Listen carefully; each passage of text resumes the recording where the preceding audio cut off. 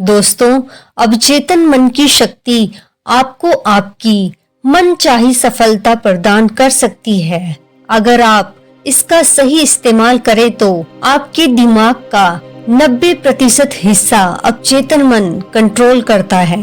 अवचेतन मन की शक्ति के लिए चेतन मन की आवश्यकता होगी, क्योंकि जब चेतन मन जागरूक होगा तब ही आप अवचेतन मन को सही दिशा में ले जा सकते हैं। अभी भी ये शक्ति आपके अंदर काम कर रही है, जैसे मानो कि कोई गाड़ी का ड्राइवर से यहाँ मतलब है चेतन मन, शराब पीकर गाड़ी चला रहा हो और मालिक गाड़ी में सो रहा है।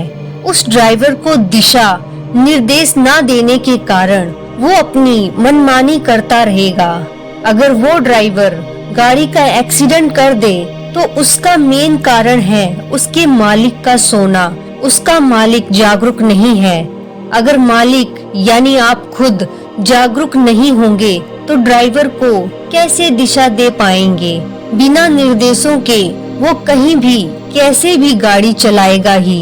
अब सवाल ये उठता है कि अब चेतन मन की शक्ति को कैसे जगाएं? सबसे पहले तो आप जो भी काम कर रहे हैं उसे पूरी तरह ध्यान से करें। एक समय पर एक ही काम में ध्यान लगाएं। जब भी आप फ्री हों अपनी सांसों की तरफ ध्यान ले जाएं। इससे आपका कंसंट्रेशन पावर बढ़ेगा और पूरी तरह सचेत रहने से आप ये जान पाएंगे कि कौन सा विचार आपके लिए सही है और कौन सा नहीं, क्योंकि विचार ही अवचेतन मन की चाबी है, जिसके जरिए ही आप अवचेतन मन के अंदर जा सकते हैं। अवचेतन मन के काम करने के 2 नियम हैं। पहला, बार बार एक ही विचार दोहराना, और दूसरा, सही और गलत का अंतर न कर पाना। जब आप जाने अनजाने एक ही विचार को अपने अंदर दोहराते हैं तो वो आपके अवचेतन मन में चला जाता है और उसे पूरा करने में लग जाता है। और यही बात हमारे लिए वरदान भी साबित होती है। अगर सही से इसका उपयोग कर सके तो आपका अवचेतन मन सही और गलत में अंतर नहीं कर पाता है। इसके लिए कल्पना और हकीकत एक ही है। उसके लिए शरीर की बाहरी दुनिया और आंतरिक दुनिया में कोई अंतर नहीं है। आपकी भावनाओं और विचारों का वेग जिस तरफ ज्यादा होगा उसी तरफ चल देगा। एक रिसर्च में व्यक्ति को अपने अंदर जोर जोर से भागने का विचार करने को कहा गया। जब उसने वो विचार शुरू किया तो थोड़ी देर बाद उसकी हार्ट बीट जोर जोर से चलने लगी, जैसा कि हकीकत में भागने पर होता है, और उसे पसीना आने लगा। तो इससे ये साबित होता है कि हमारा अवचेतन मन कल्पना और हकीकत में कोई अंतर नहीं कर सकता है। उसके लिए सब एक ही है। अब सवाल ये उठता है कि अवचेतन मन की शक्ति से मनचाही वस्तु कैसे पाएं? जैसा कि हमने ऊपर कहा, अवचेतन मन में बार बार एक ही विचार दोहराने से वो अवचेतन मन में चला जाता है और उसे पूरा करने में लग जाता है। तो इस प्रक्रिया को आप अलग अलग तरीके से कर सकते हो। जैसे कि पहला, आप जो भी चाहते हो उसे बड़े बड़े अक्षरों में लिखकर अपने घर में लगा दे, जहां आपका ज्यादा ध्यान जाता हो।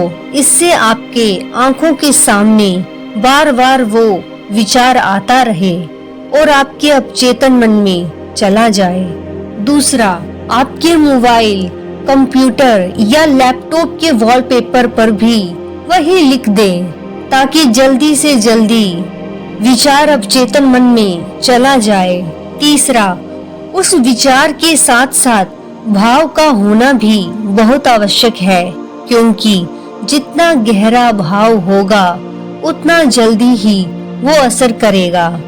तीसरा, नेगेटिव विचारों से दूर रहें, क्योंकि मैंने आपको पहले भी कहा है, अवचेतन मन सही और गलत में अंतर नहीं करता है। आप जो भी सोच रहे हैं उसका एक ही मकसद है, उसे पूरा करना, फिर चाहे वो आपके हित में हो या अहित में। 5वां, रात को सोने से पहले उस विचार को याद करके सोएं, ताकि पूरी रात वही विचार आपके मन में चलता रहे। 6, उस विचार को लेकर किसी भी तरह का कंफ्यूजन ना हो, क्योंकि जितना क्लियर आपका विचार होगा उतनी ही जल्दी वो काम करेगा। 7वां, विजुअलाइजेशन का उपयोग करें। किसी भी विचार को अवचेतन मन में डालने के लिए विजुअलाइजेशन सबसे बेहतरीन तरीका है।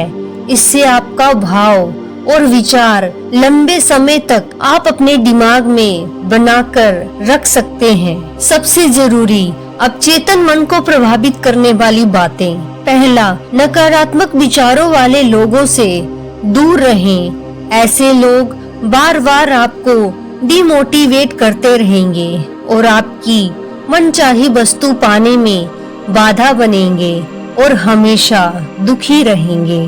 दूसरा, कंफ्यूजन से दूर रहें। जब तक आप अपने माइंड में क्लियर नहीं होंगे, तब तक आपका कोई भी विचार ठीक से काम नहीं कर पाएगा। विचारों में क्लैरिटी लाने के लिए अपनी सांसों पर ध्यान दें। जैसे जैसे आपका ध्यान बढ़ता जाएगा, क्लैरिटी अपने आप ही बढ़ती जाएगी। तीसरा, आपका अवचेतन मन सही गलत में अंतर नहीं करता है, इसीलिए आप जो भी विचार करें सोच समझकर करें। आपका हर विचार आपका भाग्य सुनिश्चित करेगा। चौथा, जितना हो सके अपने चेतन मन को जागरूक रखें, ताकि कोई गलत विचार आपके मन में आ भी जाए तो आप उसे बाहर निकाल दें।